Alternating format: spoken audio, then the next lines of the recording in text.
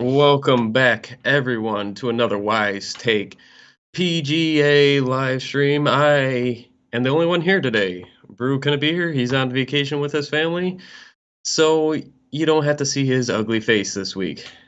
Whether you like it or not, that's up to you to decide. But this week will hopefully go a lot better than last week. It was a bloodbath for me. I don't know about everybody else, but that was bad. 9 people finished under par last week, and I don't know what to say. Dustin Johnson shoots 16 over to miss the cut. I had Rose and Berger double the last hole of their Fridays to miss the cut. The Tiger Woods fade for me didn't hurt me in the sense of he finished 38th, so his price and ownership didn't hurt, but none of my really guys around that range made the cut, so it's hurt in that sense. But this is a new week, and we're not going to do the same as last week.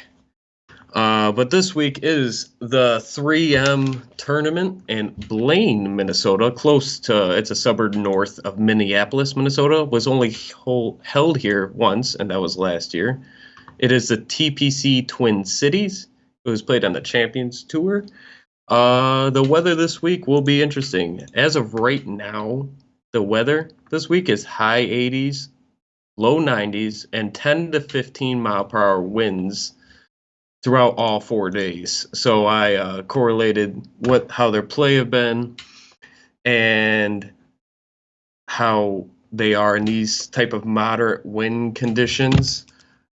And I'll do a little course breakdown. I don't have what Brew normally does, but if we just go through on Fantasy National right here, the top 20 finishers, this is what I did for this week. The approach is a huge thing. Ball striking approach, your strokes gained on par fives, eagles that people have made, are huge. Like I added eagles, driving distance, like the Rocket Mortgage. It plays similar to Rocket Mortgage. It says driving distance is up, low scoring, par fives you need to do well on, and hitting those greens. But since I'm the only one here, as I go through like each little tier range or a couple tier ranges, if you have any questions or anything, I have the YouTube chat pulled up, so just throw them in there.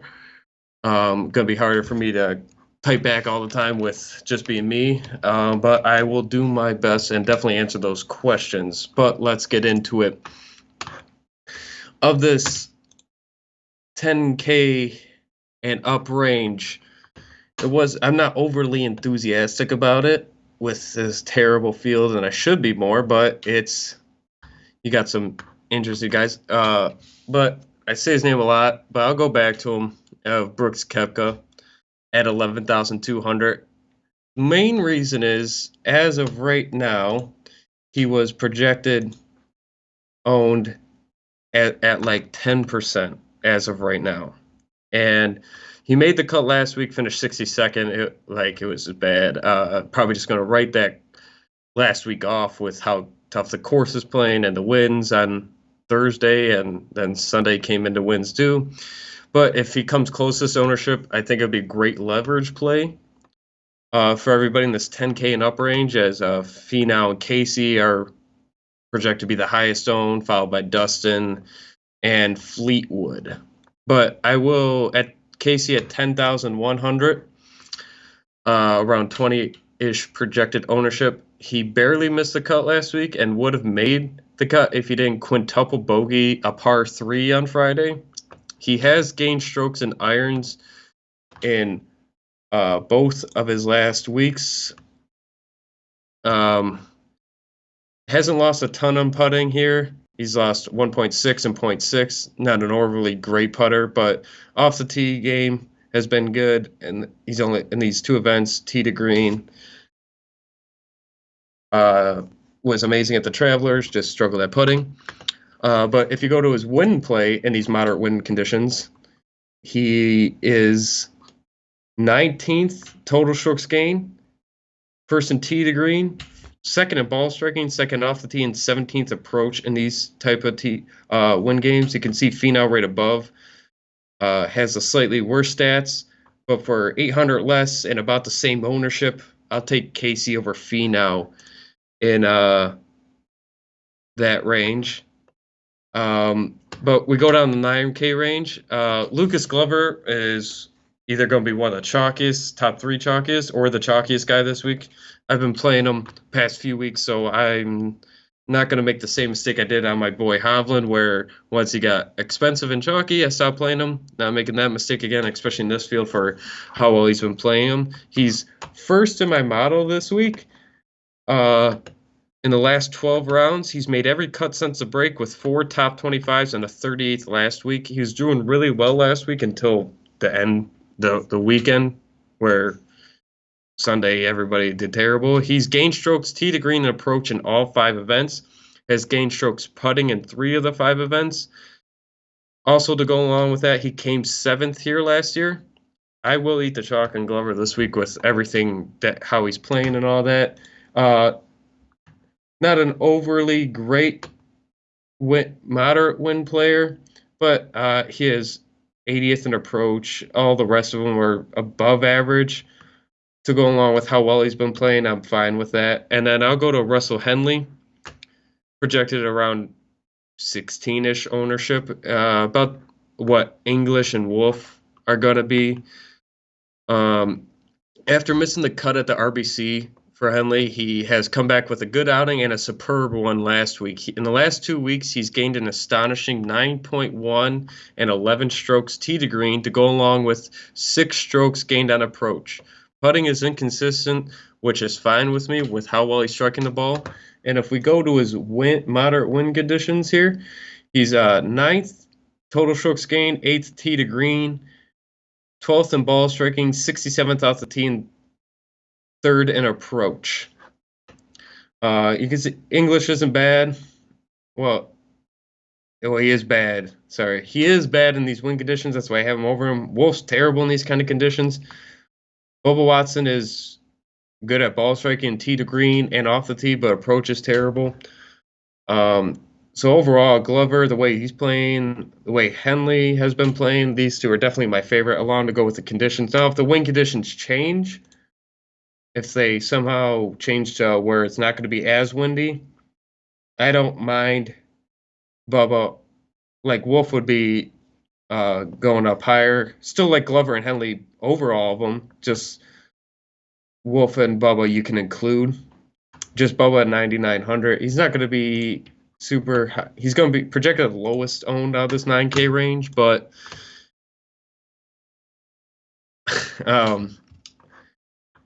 if it's not going to be windy, I have no problem taking a shot on Bubba, but I just don't like his numbers in the wind conditions for what his price is. Let's go down to the 8K range. I'll go back to Max Homa, 8,000. Here, even though he's only made 1 of the 5 cuts since the break, he has only missed the cut by 1 stroke each time in the past 2 events.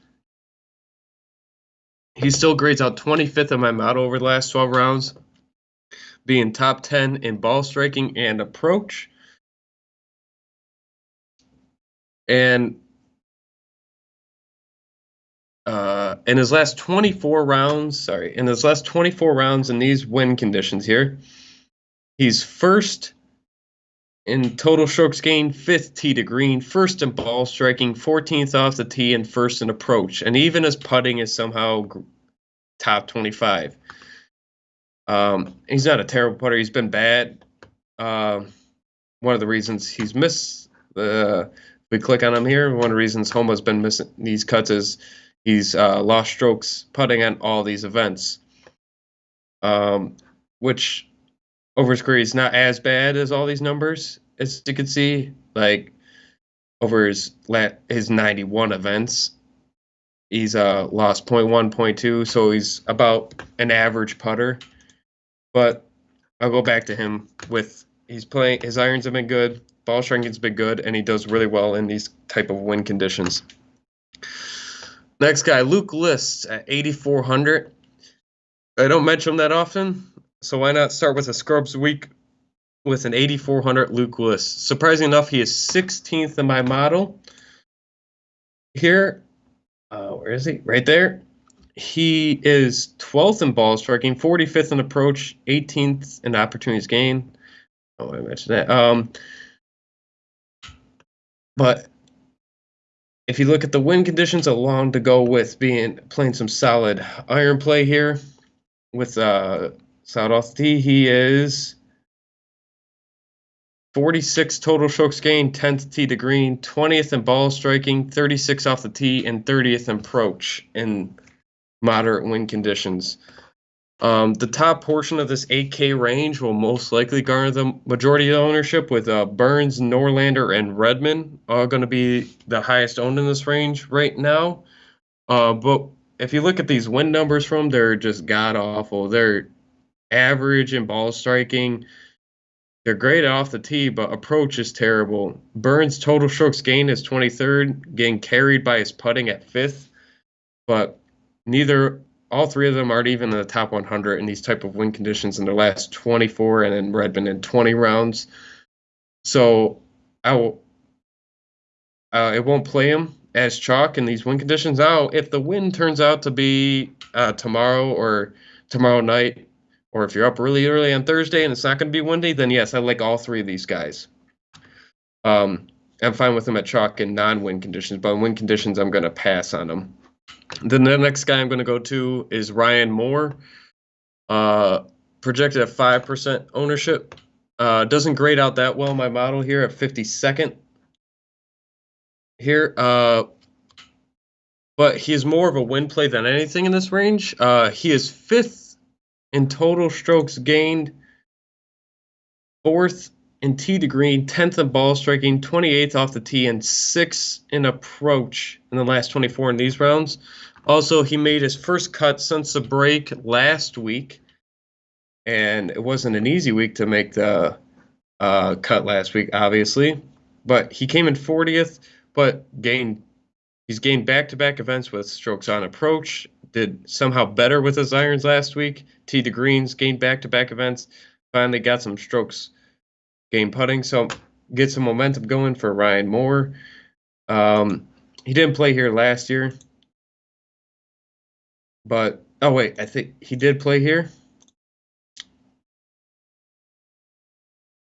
Sorry, just give me 1 second.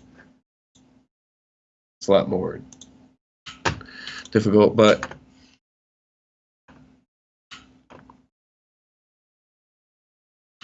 speaker, I did my model based off column. Yeah, I did moderate winds just being over 10 miles per hour.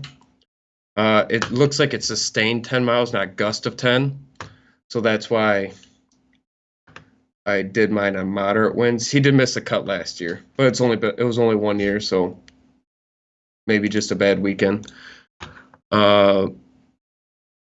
If you haven't already, please like and subscribe. Doing my best here as a one-man show. Don't do it often, and first time doing a screen sharing, so trying to do my best here for everyone. Let's go down to 7K range. We got, surprisingly enough, Charlie Hoffman at 7,400.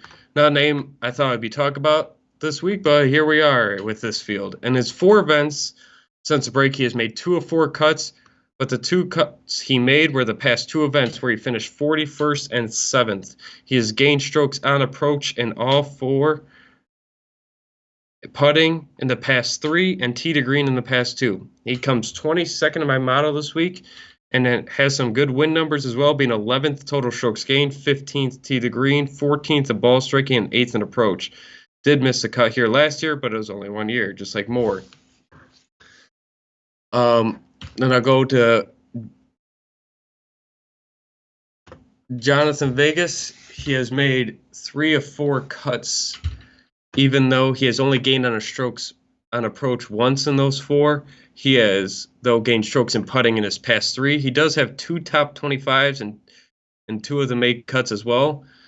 More on him because of his win play abilities, but has been good at putting. His irons have struggled, but in these type of moderate wind conditions, he was 10th in total strokes, 13th tee to green, 5th in ball striking, and 1st off the tee and 47th in approach. If he can manage not to lose too many strokes on approach this week, the rest of his game looks good enough to me to sneak into that top 25. West with Bubba.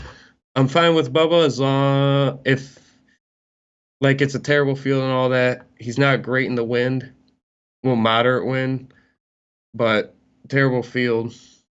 Want to take a shot on him? I don't care. He's going to be projected low owned, and if somehow the winds change, then he becomes a better play. Let's go on after Vegas. Bernd Wiesberger, projected around 6% ownership, has only played in one PGA event since the break, which was last week. He usually plays on the PGA Tour in all the majors, big invitationals, where in all those events, which is 46 events on PGA Tour in his career, he is 1.2 strokes gained average on approach through those events, with being the best players in the world. He's also a really good wind player. He's an Austrian. In his last 24 rounds in moderate winds, he's 26 total strokes gained, 5th tee to green, 6th in ball striking, 23rd in approach, and 5th on approach.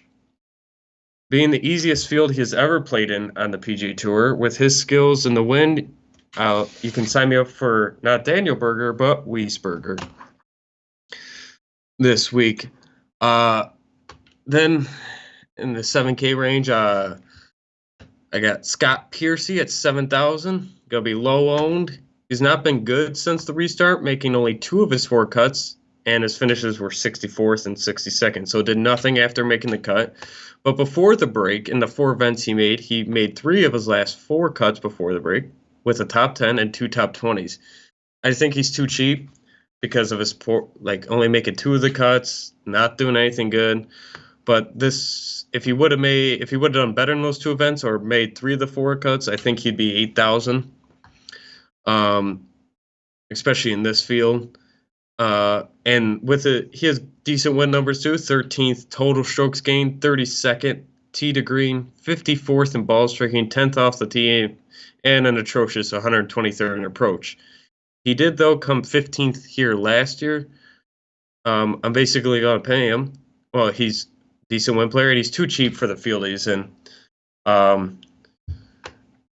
And if he comes at this low ownership with that price, I'll definitely have some shares of Scott Piercy. I'll go to next place, Cameron Tringale at 7,200.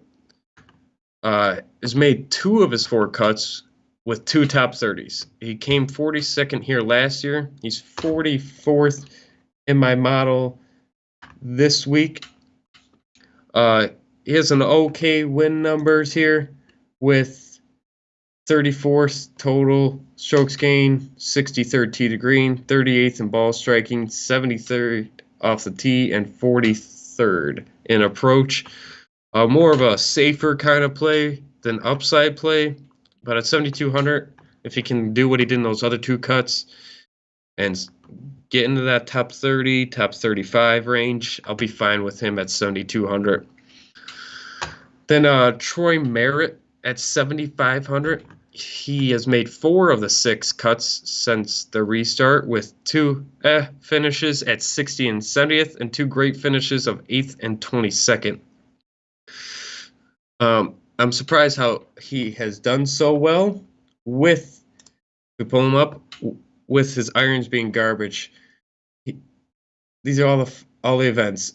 Lost over 3 strokes twice. Nearly lost 2 strokes. Lost 2 strokes last week. Lost a stroke and a half about at the RBC. Gained 7 at the workday. But he's still making cuts. And came in top 10 and lost 3.5 strokes at the Rocket Mortgage, which should play similar to this event. But more on him, because if we take a look at his win play numbers, he's not bad. 45th total strokes gained, 23rd tee to green, 25th ball striking, 31st off the tee, and 45th on approach. So he's an interesting play. He did play here last year. I pull that up. Sorry. Just let me pull up what. Pretty sure he played here last year. I'll load it. Anything else in chat? Just pulled up as I get near to the end of the 7K range.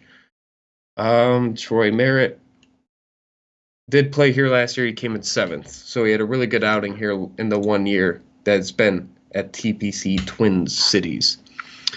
Then my last guy in the 7K range is Gooch. He's only made 2 of 5 cuts since the return, with finishes of 43rd and 17th. Came 73rd here last year. There's more of a pump win play in the bottom 7K range than anything. He doesn't grade too highly out in my model here at 53rd, so it's not terrible. But in the wind over here, he's 38th total strokes gained, 29th tee to green, 24th in ball striking. Not great off the tee, but 4th in approach. He's a risky play nonetheless, but has shown upside before the break with a 13th at the Arnold Palmer, a 10th at the Genesis, which Genesis, amazing field, really strong field. Arnold Palmer, good field. So even in a good events, he has played strong field events. He's played well before the break. It's just his irons have been really bad since the break, but if they go back to being what they were before the break, then he could definitely have some upside here at this price. Then, going into the 6K range here, we got Jason Dufner. I'm riding Duff Beer again. He has made 4 of the 5 cuts since the break. Nothing spectacular, but at below 7K, that's all we're asking for is making the cut. He does come 26th in my model here over the last 12 rounds, 10th on approach, 41st in ball striking, and over the past, he came 66 here last year, and then if we go to his win numbers, he's in the last 24 rounds, he's 12th total strokes gained, 12th tee to green, 13th in ball striking, 20th off the tee, and 12th in approach. And the next guy is someone that I will pronounce their name wrong guaranteed, which is, if you see here, Siang Yol No. I don't know how to pronounce it. Comes out decently well in my model at 32nd, with 43rd in ball striking, 11th on approach. And if we look over here, somehow in the last 12 rounds compared to the field, he's first in Eagles strokes gained. Surprisingly. Also, he hasn't been bad in the wind in his last 24 rounds in these conditions. 16th total strokes gained, 18th tee to green, 32nd approach, terrible off the tee at 138th, but at 6,600, can't be too picky. He has made 2 of the 3 cuts since the break, with an 11th at the Travelers and a 57th at the Rocket Mortgage. He has gained strokes and approach in all 3 of those events. The Travelers was the only event where he gained strokes putting, but if we pull him up, his putter isn't usually too bad. If you look at his last 150 events, last 20 and last 10, he's averaged, not amazing putting, but he's averaged gained strokes putting in all 3 of those. It's just his last 5 events that have been atrocious, except for the Travelers. Then we get down to this lower 6K range, which is the bums of the bums. It's Nick Watney at 6,400 here. He has missed both cuts since returning. Watney in this PGA season, if you include the 19 wraparound season into the 2020 calendar year, he's basically miscut or top 30. He is, though, a good iron play with back and forth putting. But if we take a look at his win play, he has 36 total strokes gained, 16th tee to green, 16th to ball striking, 52nd on off the tee, 9th on approach. In these type of conditions, if the conditions stay like how they're looking as right now, I'll lean towards that top 30. And if I get a top 30 out of 6,400 guy, I'll take that to the bank all day. last guy I'm going to mention is way down here. It's Tyler Mccumber.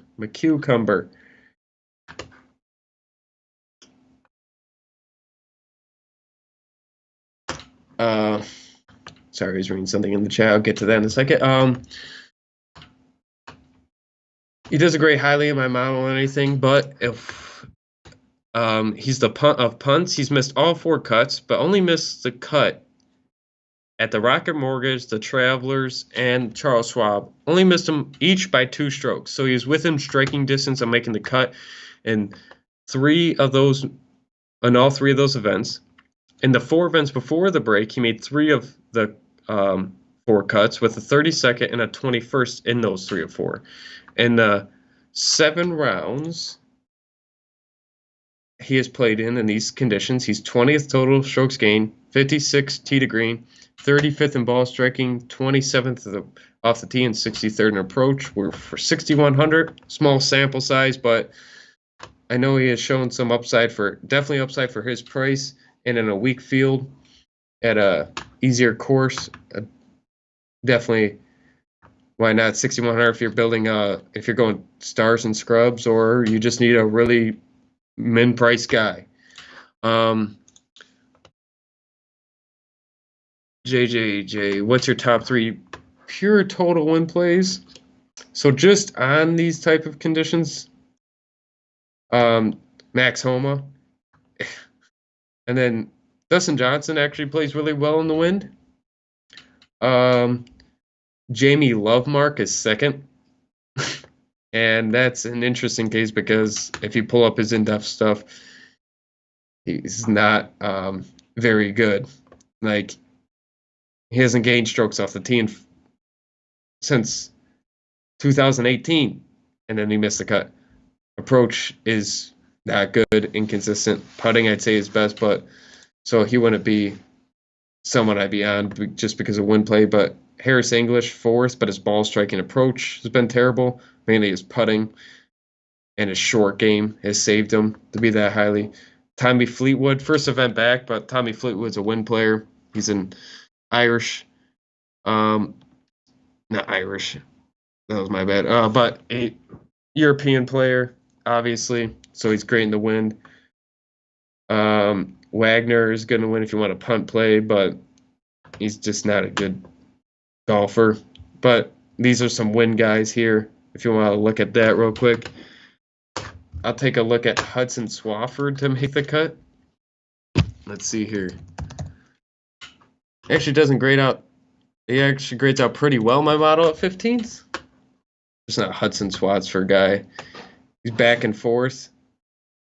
He did play well at the Rocket Mortgage, so I don't hate Hudson Swafford. Just depends on what you're going to get out of him. Inconsistent iron play. Inconsistent. He's just inconsistent. Let's look at his win numbers. He's just really bad in the win. That's right. But for 6,700, he's some good numbers besides the win. So, want to take a shot on Hudson Swafford? I guess, and see Seamus Power. Decent there. Oh, just bad in the wind as well. So he's kind of like the same as Swafford and Power, kind of the same. They rate out well in my model, but then you go to wind and then it kind of falls apart there. But they're cheap, so I don't have a problem with guys that have good numbers, but not going to win for below 7K. I was just trying to correlate the two the best that I could. That's it for my plays here. But we got